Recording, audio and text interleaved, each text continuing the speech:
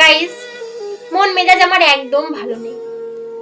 আমি ভাবছিলাম ভিডিও করব কি করব না, তবুও মনে হলো যে ভিডিওটা করা দরকার, তোমাদেরকে বলা দরকার, যদি তোমরা কোনো গাইড করতে পারো।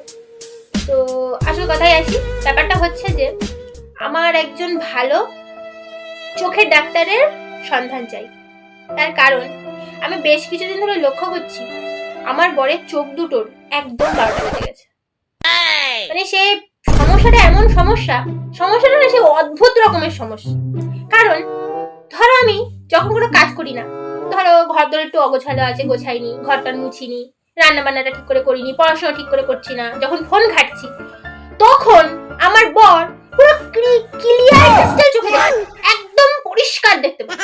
কিন্তু যখন আমি সব কাজ করি, ঠিক করে পড়াশোনা করি, রান্না বান্না কাজকর্ম সব করি, ঘর দরগুলো গোছাই, তখন আমার বর আর চোখে দেখতে পাই, পুরো স্পেসের মতো অন্ধকার।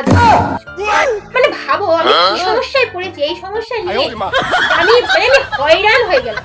মানে এই সমস্যাটা কেন হচ্ছে বুঝেছি না, একসময় দেখতে পাচ্ছে একসময় দেখতে পাচ্ছে না, কেন যে এরকম হচ্ছে।